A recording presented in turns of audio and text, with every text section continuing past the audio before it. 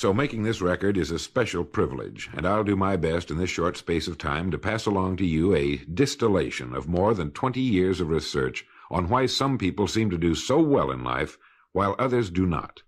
This information has changed my life, and the lives of thousands of others who have made the same discovery, and I sincerely hope it will have a happy and profitable effect upon yours. I hope that whenever you listen to this record, you will do so with a notebook handy. We seem to forget the spoken word quickly, and only by repeated playings in the home, without distractions, can this information become a permanent part of your way of life. To begin, I would like you to remember this. Successful people are not people without problems. They have, as a rule, just as many problems and largely the same kind as everyone else. The difference is that they learn to solve their problems. Successful living is nothing more than the ability to solve successfully the problems which are as much a part of living as breathing. The degree of our success will be determined by the extent to which we can solve our problems. So now that we've defined the problem, let me make this statement. If you can tell me what you want, I can tell you how to get it. The problem with the great majority of individuals is not with their ability to achieve their goals in life, but rather with the failure to understand two factors vital to successful living. The first is to make the decision as to what it is we want enough to give it most of our attention until it's been achieved, and to clearly define it. And the second is to fully understand that we have the ability to achieve this goal or we wouldn't want it in the first place. The next vital rule to successful living is to understand that our success is won or lost by our ability to serve others. We are interdependent, and it's just as impossible to succeed without serving others as it would be to live in our modern world without others serving us. Our rewards in life will and must always be in exact proportion to our service. It is the misunderstanding of this single law which, in my mind, is responsible for fully 90% of the frustration and discontent we see around us. In your mind's eye, get a picture of a giant apothecary scale, the kind with the cross-arm from which hang two large bowls on chains. One of the bowls is marked rewards, the other service. These bowls will always be in perfect balance. Now, a lot of people don't like this law, if they're even aware of it, but not liking a law does nothing to change it. The basic laws of nature and economics are unchanging. If we're out of step with them, we are, as Thomas Huxley put it, checkmated, without haste, but without remorse. But to those who know and work with the laws, he said, they are paid with the overflowing sort of generosity with which the strong delight in strength. Now, there are two kinds of rewards, or income. One is psychic, the other is real, or tangible, such as money or property. If a person doesn't like his income, all he has to do is take a good long look at his service. The fact that the many individuals in the fields of science, religion, teaching, and so on must measure most of their rewards in the realm of the psychic does nothing to alter the fact that their rewards will be in exact proportion to their service. Look where you will find this law in undeviating operation. Our rewards will always be in exact proportion to our service. Good examples of this are World Book and Childcraft. The fact that your company is the world's largest publisher of reference material is based solely on the fact that its products have found the widest acceptance and have been sold to more individuals and institutions. This is the law, then, that lies as the supporting structure of economics and personal well-being, so fix it in your mind. All attempts to sidestep or in any way avoid this law will result in frustration and failure. So this brings up the question, if what I want is more than I now have, how can I increase my service in order to earn it? Well, whom do we serve? We serve people.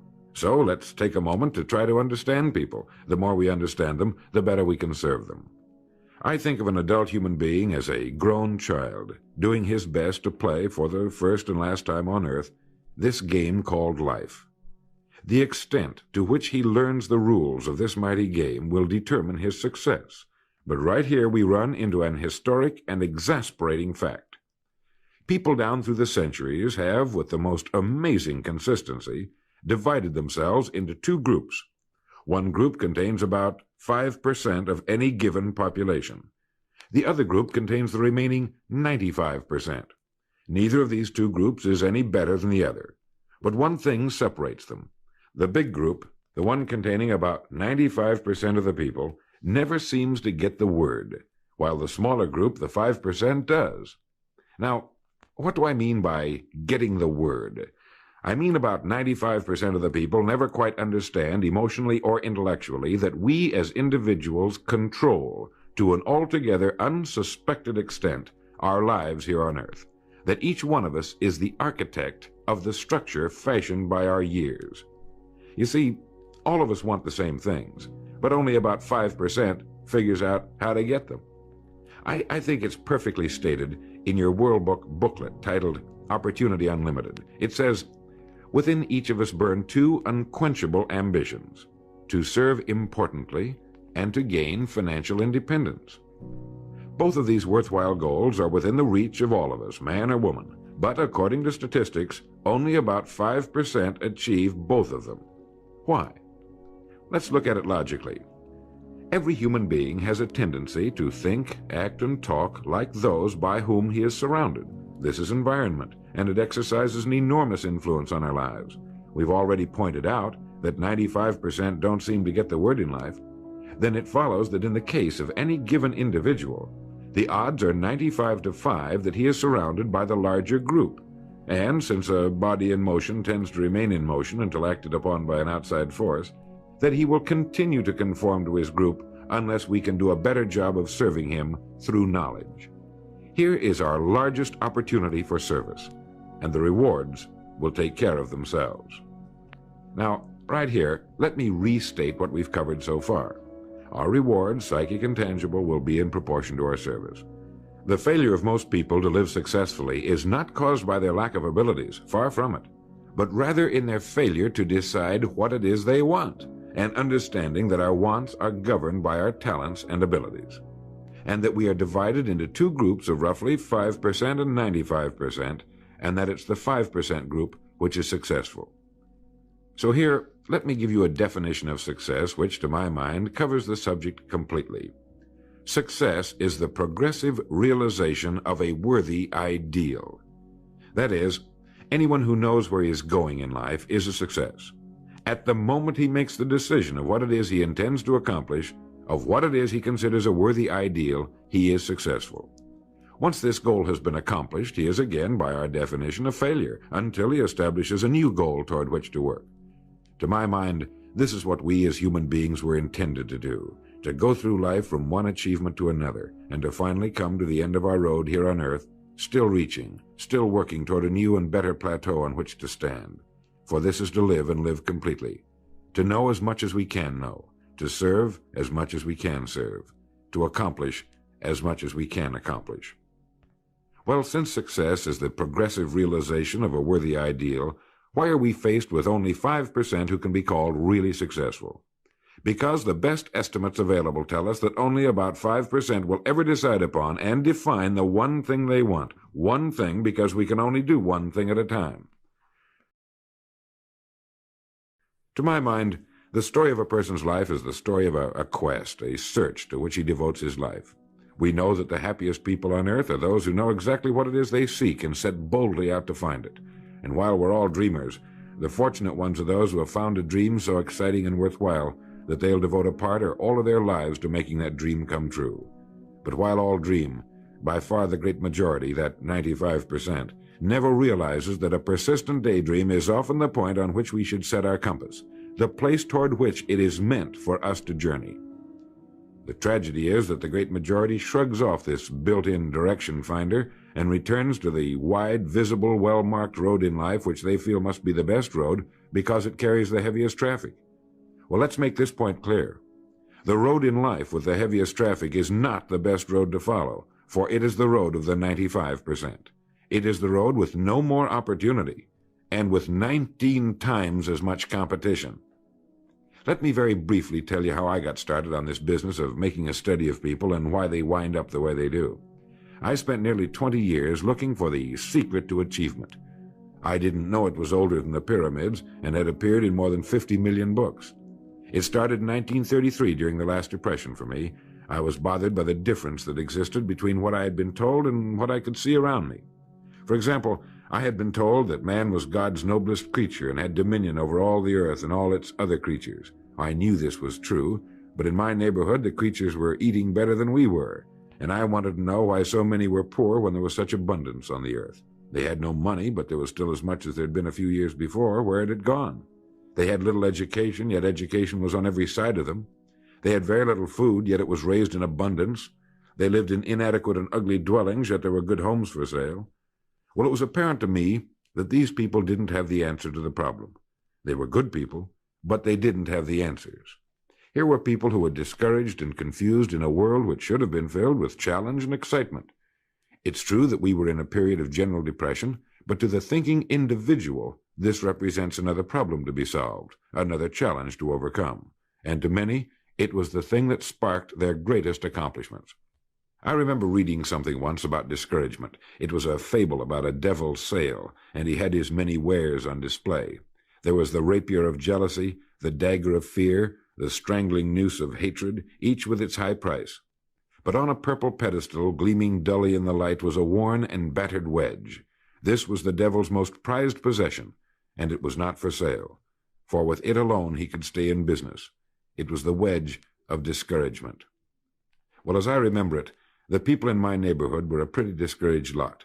Now, discouragement can only come from one of two things. One, a lack of information, or two, a situation over which we can exercise no control. It is very seldom that we're faced with number two. Almost all discouragement can be traced to a lack of information. If you find yourself falling from the top of a high building, you could justify discouragement, but it can be traced to your having made the fatal step, and that was a lack of information about the law of gravity. When I asked these people why we were in the fix we were in, they did a very human thing. They blamed other people. They looked everywhere for the answer except where it really was, within themselves. These were the 95%. And I decided to find out just what it was that separated the haves from the have-nots, not just in a financial sense, but in every sense. I found the answers in books written by great men. I found the answer in the Bible. Why didn't these people of whom I speak know the answers? They didn't read good books. They didn't read the Bible. Everyone owned one because it was fashionable, like a set of Shakespeare, but they didn't read that either. They were discouraged because they lacked information. They didn't know the rules of this game called life, and they had been checkmated, without haste, but without remorse. They didn't realize that without a goal, an aiming point, we're without purpose or direction. They clung together, feeling somehow that there was safety in numbers, without realizing that in this case, just the opposite is true. They didn't know that if we conform to the big group, the odds are 95-5 that we'll miss the boat in life in almost every vital and important aspect of living. To prove this, you need only take a look at human history. Of all the billions of human beings who've lived on Earth, all great advances, all great ideas have come from just a handful, a few thousand out of billions. Now, how have the people as a group reacted to the great ideas?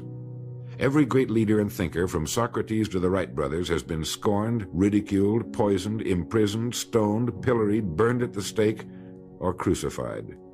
Mankind as a group has made a consistently grisly game of tormenting his saviors. Why? Lack of information, lack of knowledge. It comes from following the wrong crowd. What can we learn from all this as individuals? Two things. One, to amount to anything as individuals, we've got to be individuals. We've got to have individual goals, individual thinking, individual action. And two, we must never conform to the great mass of people. We must love them, help them, for our joy and success will be determined by the extent to which we serve them.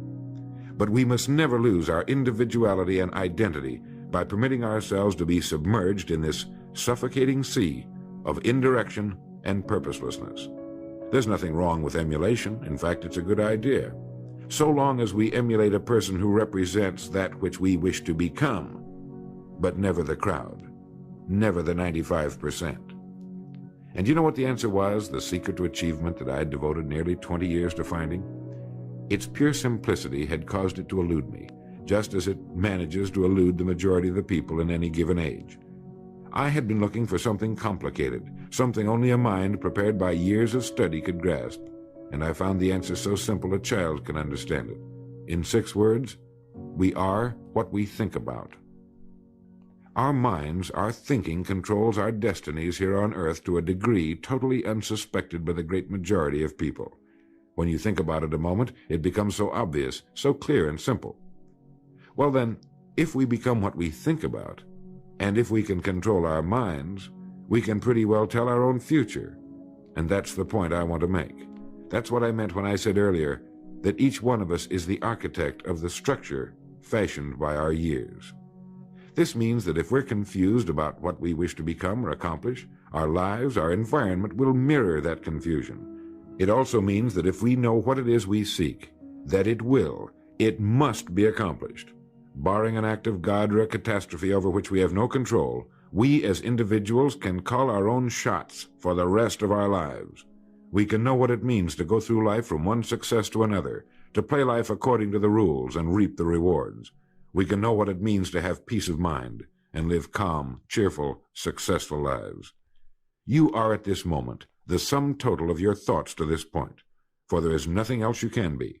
And 5 years from now, you can be and have anything you set your entire mind and heart upon.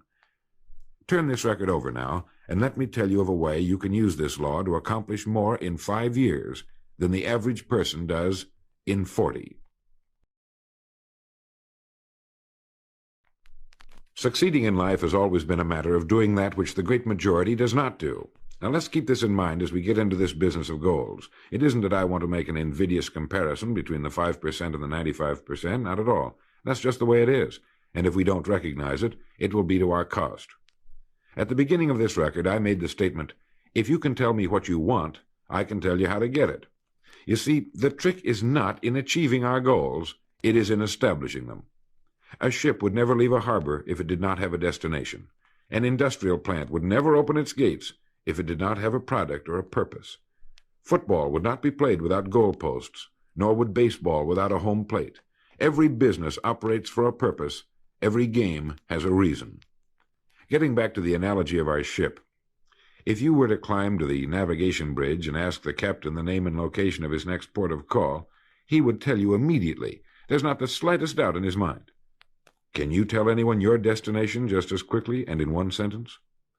The captain of the ship knows that he can arrive at only one port at a time. He knows that it's impossible to arrive at two. Do you know that? He also knows that his destination will be invisible for fully 99% of his voyage, but he knows it's there, and that he'll reach it, barring an unforeseen catastrophe, if he will just keep doing certain things a certain way every day. One fine morning his destination will appear on the horizon. He'll sail into port, his voyage successfully completed. When his business has been accomplished, he'll then sail to another predetermined port of call, and this will take him and his ship from one success to another for the rest of both of their lives. By understanding that he can reach only one port at a time, the owner of a ship can, in the short space of a very few years, reach hundreds of ports successfully. There'll be problems, lots of them, but they'll be solved, and the ship will steam its solitary course over the deep oceans of the world, devoting its life to accomplishing its mission and contributing its share to the welfare and economy of the world. Men and women who follow this sensible, obvious, and meaningful way of life will do the same. But the paradox is that most are like ships without rudders. They're subject to the whims of wind and tide.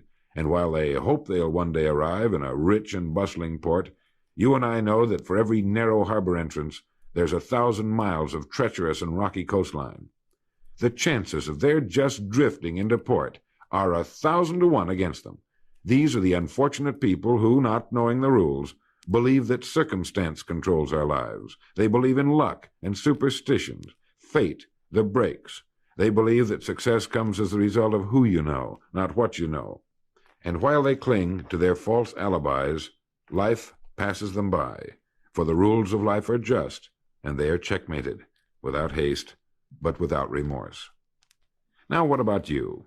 Remembering that the definition of success is the progressive realization of a worthy ideal, what's the ideal toward which you are working, now, today, yesterday, and tomorrow? Can you write it in one sentence? Is your goal sharply and clearly defined? Now, for a moment, let's return to the message in your booklet, Opportunity Unlimited. It reads, "Within each of us burn two unquenchable ambitions, to serve importantly and to gain financial independence." The first of these two desirable goals you've already achieved by being in the World Book Childcraft organization. Now let's take a look at the second ambition, financial independence. I mentioned on the first side of this record that I could tell you how you could be and have anything you set your mind on in 5 years. To better understand this, you must examine one of the most overlooked facts in the world. It is that every job, no matter what it may be, holds somewhere within itself the key to everything we want in life, the key to greatness. But we must look for it, and we must think. Since only about 5% make the grade, we must place ourselves in this percentage group. We can do this by making 2 decisions.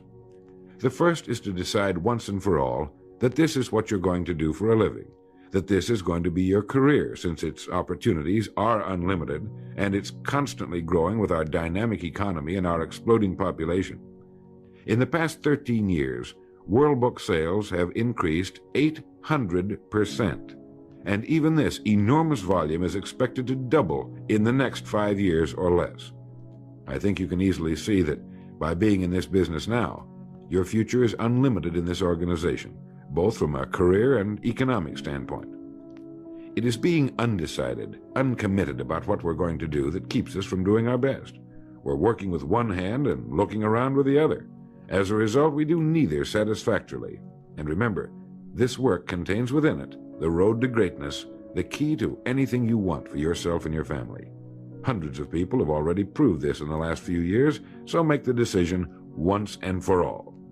Once this has been made, you'll feel as though a weight has been lifted from your mind. Perhaps for the first time in your life, you'll know where you are in the world. You know you have a place where you can serve, where you're needed and respected, where what you're doing is important. Once this decision has been made, we come to the second. Decide to become a professional at your business. You see, we can either compete or create. If we compete with all the other people in our line of work, we must be willing to accept the same rewards. If that's what we want, fine. But if we want to become professionals at what we do, then we must create. And when we begin to do this, there's no limit to that which we can achieve. We hear a lot these days about a word called security. Everyone wants security, but not 1 in 10 can tell you what it is. Most people will tell you that security rests with a job. This is impossible. There is no such thing as a job that represents security. Anyone with a job can lose it for any one of 1,000 reasons at any time. Those people I saw back in 1933, demoralized and afraid, thought that a job represented security. And when it had been taken from them, they had lost everything. They found themselves lost in a world they didn't understand.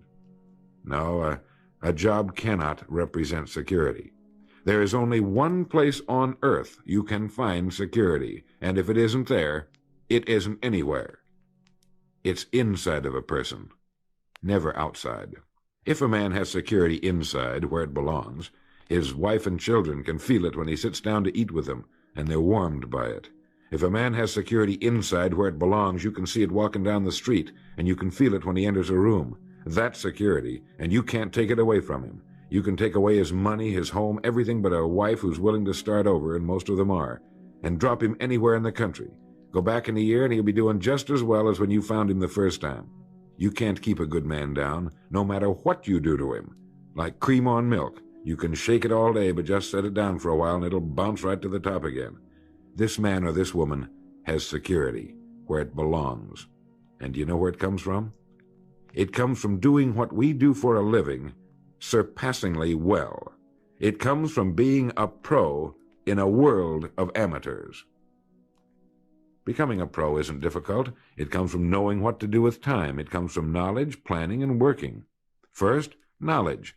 This means learning everything we can about what we sell, about World Book, Childcraft, and our sales material. Learning everything we can about people, since that's who we sell, and learning everything we can about selling, since that's our profession. What we sell, who we sell, and how to sell. Those 3 subjects would fill a large library, but we can take things one at a time, and by devoting an hour a day to study, we can become outstanding professionals in 5 years or less. And it's the professionals in this business who can write their own tickets, good times or bad. They can live where they choose, and being professionals, work when they choose. Second, planning. This means writing down the specific goal we're now working toward. It means writing in detail about the first port of call we want to reach, realizing that we can only reach one at a time. It means selecting the income we feel will represent financial independence to us. Once this has been selected, we know exactly what we must do in order to reach it. As soon as our first goal has been reached, we can set a new one. The person who does this is the person people call lucky. Good things just seem to happen to him. The so-called breaks start coming his way. But it's a result of planning and working positively that attracts the good things to us.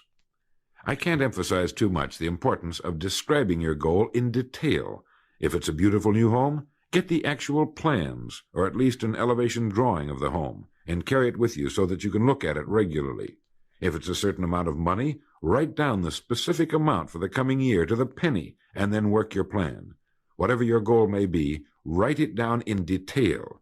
Then you're like this ship. You're on course, and you'll reach more successful ports in a few years than most men do in a lifetime. And third, working. Working more than the average, if we're going to achieve more than average results, is necessary, of course. But with proper planning and with knowledge, it seems easy. Moreover, to work, we need energy, and energy is inextricably linked to desire. Unless we have a desire to do a certain thing, we find ourselves without the energy. But you will never find desire without energy. Once our goal has been crystallized in our minds and we realize that we become what we think about, our doubts vanish as to whether or not we can achieve our desired ends, and with the picture of our dream in our mind, we have abundant energy. Let me quote from William James' essay on vital reserves. Compared with what we ought to be, we're only half awake. Our fires are damped. Our drafts are checked. We're making use of only a small part of our possible mental and physical resources. Stating the thing broadly, the human individual thus lives usually far within his limits. He possesses powers of various sorts which he habitually fails to use. He energizes below his maximum, and he behaves below his optimum. And then he wrote, "Excitements, ideas, and efforts, in a word, are what carry us over the dam." He goes on in this excellent essay to point out that we have deep reservoirs of abundant energy that we habitually fail to use, and that by pushing past the first false feeling of fatigue, we will find an exhilarating second wind that will take us to our goals. This is why in studying the lives of the world's great men and women, we find they seemed to be indefatigable. Work meant nothing to them, because what they were doing, where they were going, filled their entire worlds. Frequently, people find it difficult to establish a goal toward which to work. Realizing that we cannot be successful without a goal, here's a good way to solve the problem. Get off by yourself, and where you can think without being disturbed. Then write on a sheet of paper a complete description of the person you would like to be, and the things, in being this person, you would have. Once this has been done, start acting the part of the person you wish to become. Carry, as often as you can, a clear mental image of the person you want to be, and begin to be that person. Soon this will become so knit with habit, it will lead you without fail to the goal you seek. You see, when you begin to do this, you're using your greatest power, your mind, and you will become what you think about.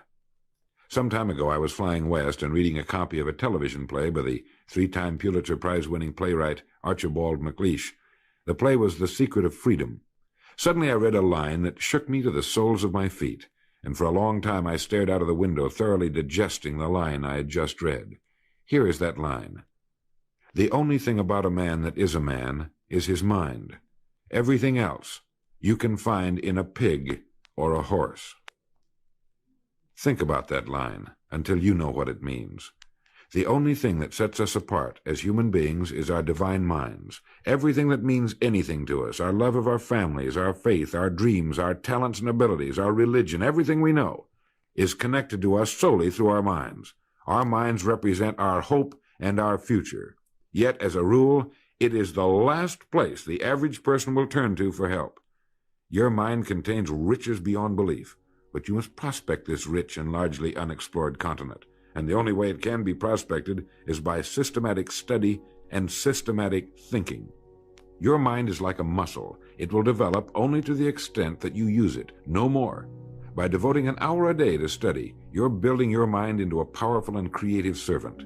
If you only do this 5 days a week, it comes to 260 hours a year. That's 1,300 hours in 5 years, or the equivalent of 162 8-hour days devoted to study and research. Believe me, if you'll do this, In 5 years, you'll be one of the most accomplished professionals in your field, and you'll have the world on a string. You will virtually be able to write your own ticket. The average man works 8 hours a day, about 50 weeks a year, for 40 years. That's time enough to become great at anything. The time will pass anyway. We might as well reap the rewards. So now, let's sum up and reduce the whole thing to a workable formula, a set of rules for this game of life that cannot fail to take us to where we wish to go. The first and most important thing to remember is the rule that controls our life. We become literally what we think about. This means that we must establish a worthwhile goal toward which to work, a goal that will occupy our minds most of the time. This goal should be written out or illustrated. We should look at it and restate our purpose every morning, every night, and as many times during the day as we can. We must fully understand, emotionally as well as intellectually, that whatever it is we set our heart upon will become real in our lives. We must also remember the law that lies as the basic foundation for all economics and personal well-being as well. Our rewards will be in exact proportion to our service, and if we want to get into the top 5% of the people, we must often cut ourselves away from the effects of our environment and become individuals with individual goals, individual thinking, individual actions. We must realize that our daily work contains more opportunities than we could develop in a lifetime, and that our job contains within itself the key to greatness, the road to everything we could possibly want in life for ourselves and our families. We must realize, too, that security can be found in one place only, inside of us. If it isn't there, it isn't anywhere. And the only road to security lies in doing what we do for a living surpassingly well. And lastly, that we must become professionals at what we do, and that becoming a pro involves knowledge, planning, and working. Knowledge of what we sell, who we sell, and selling. Planning by establishing the goal, which automatically establishes our work pattern. The great salesman is like the great golfer. It looks easy the way he does it, because it is easy the way he does it. But it took time, dedication, and work in its accomplishment. Is it worth it? You bet it is. P.G. Hamilton once wrote, "Let's be different. A strong life is like that of a ship of war, which has its own place in the fleet and can share in its strength and discipline, but can also go forth alone to the solitude of the infinite sea. We ought to belong to society, to have our place in it, and yet be capable of a complete individual existence outside of it. And remember the strangest secret, will you? You are now, and you will become, what you think about." Thank you.